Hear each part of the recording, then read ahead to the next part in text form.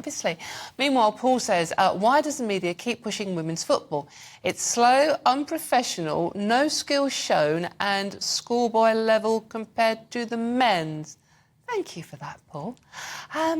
Yes, right, OK, we're moving on. It's time for the Great British Debate. I'm asking, should ministers be sacked over the Bibi Stockholm farce?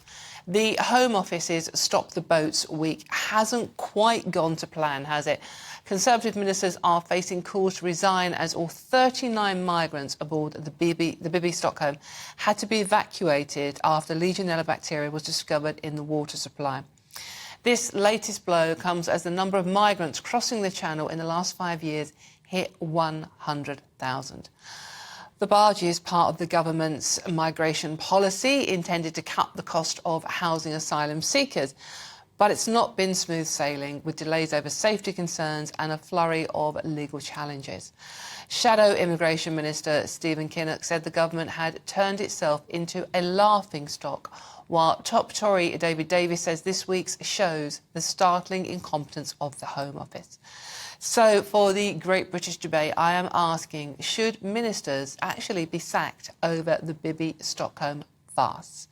Now, joining me is a former Chief Immigration Officer at UK Border Force, Kevin Saunders, former Labour Special Advisor and columnist Paul Richards, and No To The Barge campaigner Martine Sommers.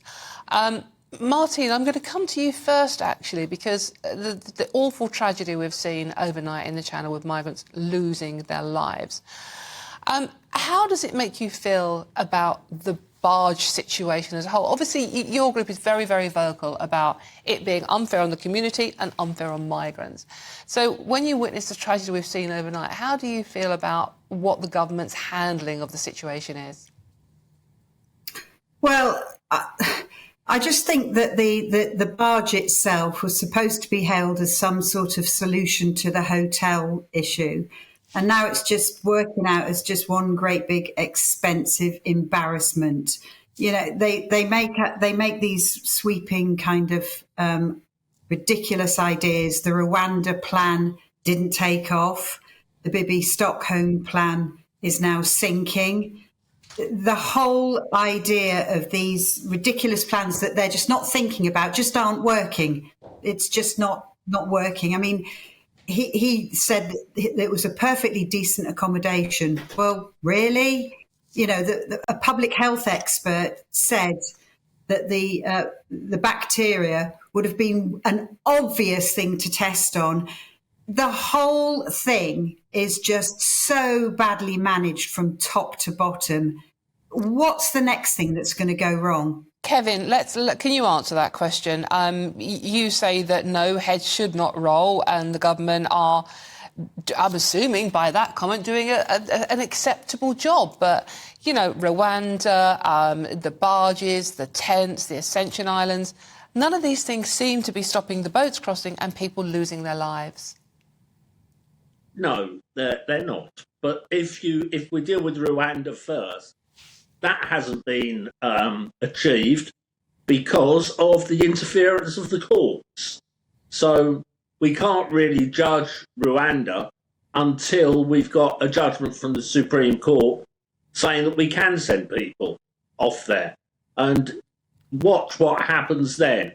Then you will see a reduction in people coming across the Channel.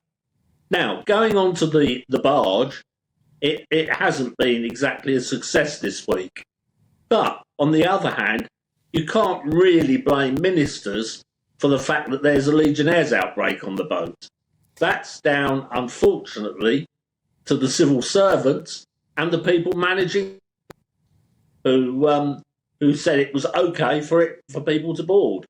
But so I would imagine that this afternoon, when the Home Secretary has her meeting, there are going to be some people with some sore ears, because you just can't blame the politicians for an outbreak of Legionnaires. But surely the buck stops with the boss. Suella Braverman is the boss in this case, so she has to answer questions on what's happened. I mean, Paul Richards, what do you make of it? I mean, nothing seems to be working. And as we've heard in the news, people are still dying in those boats. I mean, if you don't approach this with a degree of compassion, then you should have a word with yourself, frankly. I mean, 6 more dead overnight and hundreds in the water. The problem, Dawn, is not, whether it's a big enough a boat or whether it was clean enough or whether there are enough hotels. The problem is we're not dealing with it at source.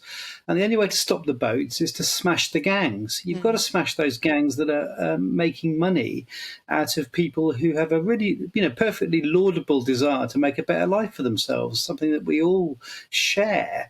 But the British ministers don't seem to be able to coordinate with their French and Belgian counterparts. Seems to be beyond their wit to just get together and sort this out and put the people in jail who are profiting off this inhumane traffic. So that's how you do it. Stop the boats, you smash the gangs. Should ministers resign? Too easy, frankly. I think, just blaming a minister and, deputy heads must roll and all that, I don't think is the answer. The fault lies in the design of the policy, which is obviously and palpably failing.